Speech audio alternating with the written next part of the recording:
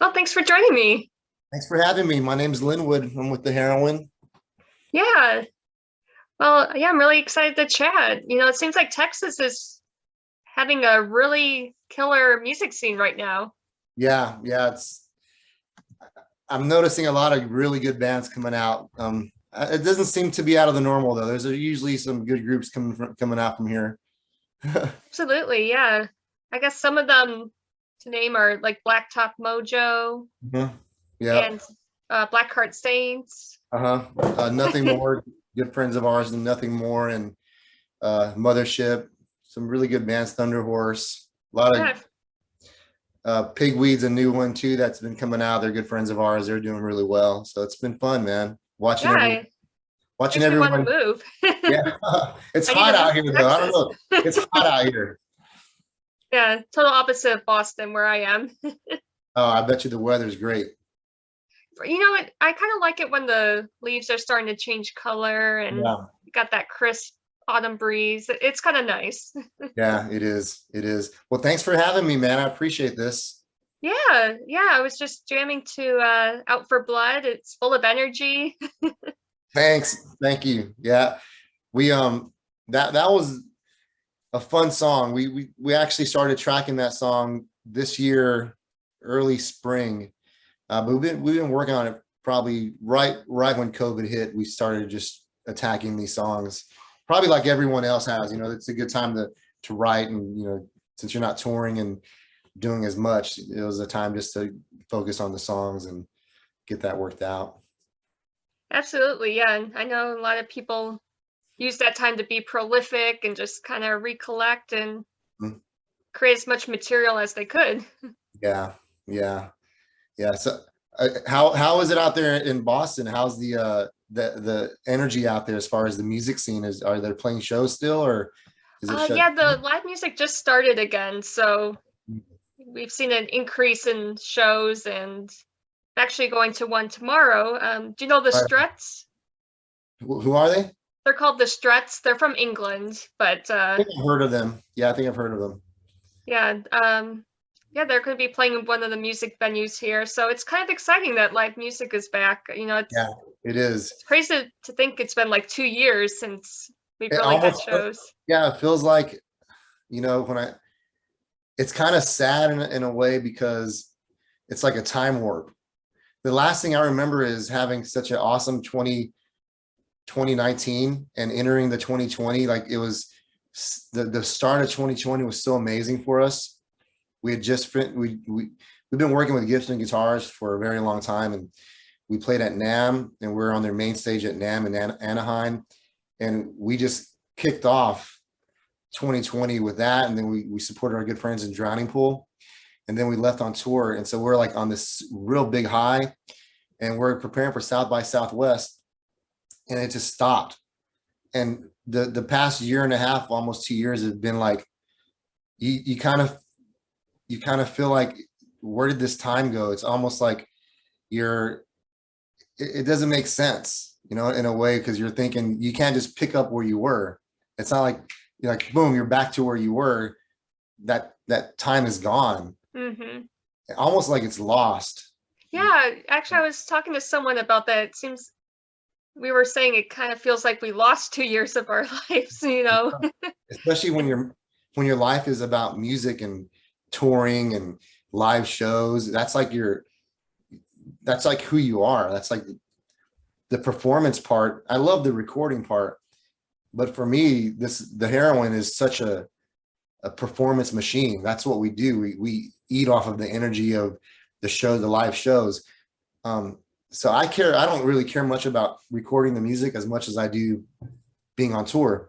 And so when that stopped, it almost was like, I'm sure for a lot of musicians, it was almost like your love was removed. Like you had no control over it. It's like losing a, a loved one, or it's hard to explain. I'm sure you can relate to it though. It's like it's gone. Your live shows are gone. It's like, what are you gonna do? You have to just try and create new ideas and new ways of doing things. No, I get what you mean. Yeah, Yeah. it was really tough, and especially for the venues that weren't Mm. able to come back, you know, because Yeah, that's so sad. I'm good friends with the owner of El Corazon in Seattle. His name is Dana Sims, and he's an awesome guy. And we talked throughout COVID, and he hung in there. His clubs are still open; they're doing shows again. But for the clubs that just couldn't survive, it's especially locally. Some clubs just weren't able to make it. They'd have to sell, or they'd have to, just shut it down. It's sad, but it's how it is right now. yeah, Hopefully there's not another shutdown. Hopefully we can keep doing this and build momentum. yeah, fingers crossed. Yeah.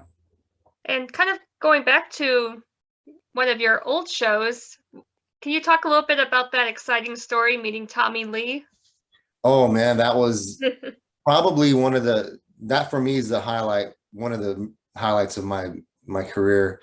Um, we'd we'd been invited to go play in LA with some friends of ours. Actually, there was a band called the Las Vegas, and a few other bands, and we got flown out there to perform for Mötley Crüe, and that was amazing. It was we performed in a capacity crowd at the Whiskey A Go Go, and it was almost like a dream when we're performing. I remember looking up and seeing Tommy Lee and Nikki Sixx and all of them just kind of like going off. But Tommy Lee was getting nuts, and I just can't get that picture out of my head.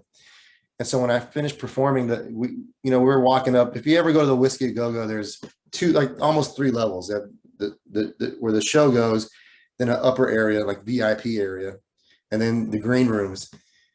And we just finished performing, and I was just drenched with sweat, and I didn't expect it. But as I was walking up, I hear Tommy Lee. He's like, "Hey, you guys are badass, man. Great job." And it was just like affirmation of what we'd been working for, our whole lives, just about. And just that opportunity that they gave to us to do that performance, we were, it just took us to another level, having the nod and that kind of, hearing them tell us that the band did an amazing job. It was just like, wow. And then we got endorsed with Gibson guitars and Ernie Ball strings, and we had a great relationship with Guitar Center. They were having us drive all over the country doing these grand openings for Guitar Center. And it was really cool. Oh, wow. But hearing his voice and seeing his eyes and thinking like, holy crap, this is freaking Tommy Lee. It was a big deal for us. It was a big deal for me. It's going to be forever in my mind hearing that. Oh, I bet. Yeah, I mean, having a rock legend give you his approval, that gotta be like a huge confidence booster. There's a friend of mine who was sitting right next to them when we were performing, and she was like, Tommy Lee loved you guys. That he was just couldn't stop talking about how amazing y'all were. And I was like, really? And it was really cool, because like we grew up listening to Mötley Crüe, and even being able to see these guys at our show was just a jaw dropper. It was amazing. So for him to go out of his way to give us that nod was a big deal. Definitely, a big booster. Well, yeah, seeing the Dirt, that shows they were a group of guys who had a lot of energy, and they were all about stage presence. So yeah, you guys kind of follow in their footsteps. I think that's what kind of maybe drew them. The Heroine's always been a performance thing. Like, I think for the Heroine, writing good music's always been important, but the show, you want to have a show. You don't want to just have a concert. People come here, a record that they hear on those all the time. You want to do a show. And I think maybe that connected with him, and because the band puts on a show, whether we're playing in front of 10,000 people or 5 people, we put the same energy in that show regardless. And that's always been important for me. And I think for the Heroine, that's what we thrive on. We've never been a band that could go long without playing or go long without touring. We've just always been on the grind, under the radar, but always on the grind. And having with the new music we've written, you know, the new songs we're going to put out this coming year. I think the show has always been the main aspect, but with COVID, it kind of put that in the backseat. And then now we're a little more focused on the music and creating something that's going to be, we always talk about legendary, regardless of what level we're at. We want to be able to provide something that is going to be timeless. And I think with the songs and with COVID and not being able to tour, it kind of brought that focus in, and it helped us with these new songs, especially with Out for Blood. That was like something that, you know, there's a lot of meaning in that song for us lyrically.